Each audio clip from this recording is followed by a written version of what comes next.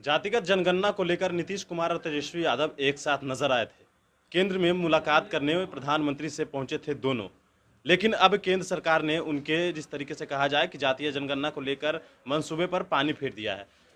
केंद्र सरकार ने हलफनामा दायर किया है सुप्रीम कोर्ट में और कहा है कि इस तरीके की कोई दबाव ना बनाए। हम लोगों ने नीतिगत फैसला लिया है कि जातीय जनगणना नहीं कराएंगे। अब बात करेंगे आरजेडी के प्रवक्ता शक्ति यादव से कि आखिर अब आगे ये लोग क्या करेंगे। तेजस्वी यादव भी मिलने पहुंचे थे, अब क्या ये लोग आगे की रणनीति क्या होगी। जातिगत जनगणना हमारा कमिटमेंट है, हम लागू करेंगे। तो नीतीश कुमार जी उस गठबंधन में न है भाई, उस सरकार में पार्टिसिपेट करें। नीतीश जी कैसे निर्णय ले लिए भारत की सरकार? आप चुप कैसे बैठ गए? आपके अंतरात्मा नहीं जगी क्या?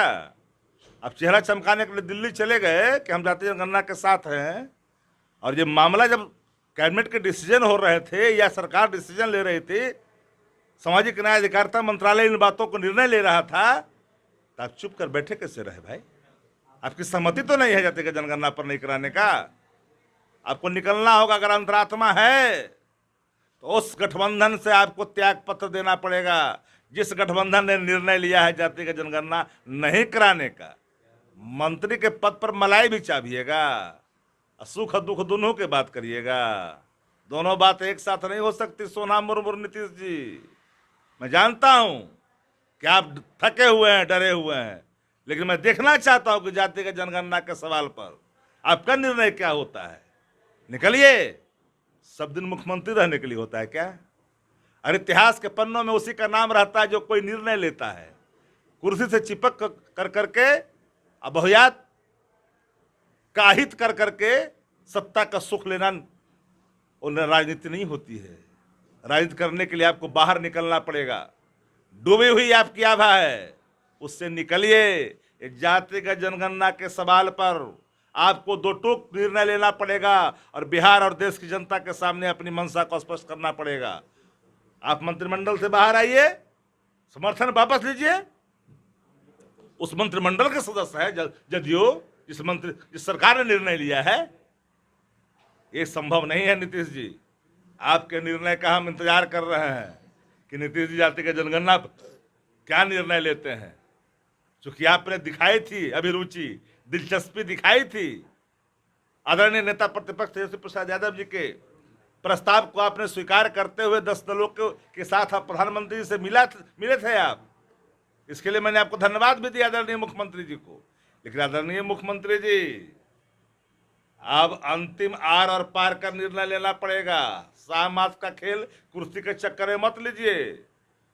दो टूक करना पड़ेगा कि जातिगत जनगणना होना चाहिए, एक बार हो जाना चाहिए। ऐसे नहीं चलने वाला है, एक बार हो जाना चाहिए, हर हाल में हो, यह निर्णय लेना पड़ेगा। ये बताइए कि अब तेजस्वी यादव क्या करेंगे। तेजस्वी यादव जी क्या कर? राष्ट्रीय जनता दल का कमिटमेंट है जातीय जनगणना। हम सड़कों पे जाएंगे, चुप नहीं बैठेंगे। पूरा देश चाहता है जातिगत जनगणना। सब जानवर का कर लिया आपने, आदमी ये करने में शर्म महसूस हो रहा है। डर किस बात का? मुट्ठी भर लोग देश की संपदा पर एकाधिपत्य बना कर करके जो मौज कर रहे हैं, उससे निजात देश को नहीं चाहिए क्या? 4 गुजराती देश को चला रहा है, 2 बेच रहा है, 2 खरीद रहा है।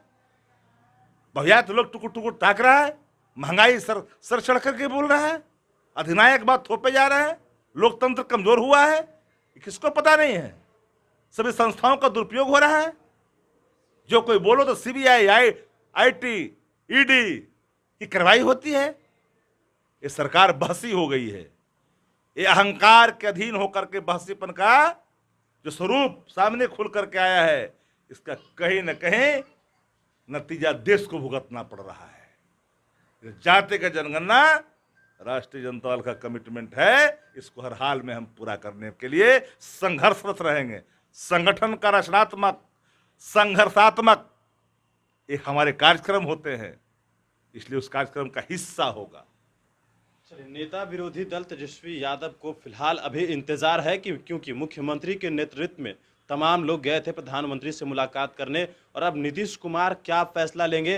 हालांकि आरजेडी का कहना है कि त्यागपत्र सौंपकर वो इसको लेकर सड़कों पर उतरे। आरजेडी का कहना है कि हम लोग सड़कों पर उतरेंगे, ये हमारा संकल्प है। अब देखने वाली बात होती है कि आखिर मुख्यमंत्री नीतीश कुमार क्या कुछ निर्णय लेते हैं। महेश फाउंडेशन के साथ नमस्कार।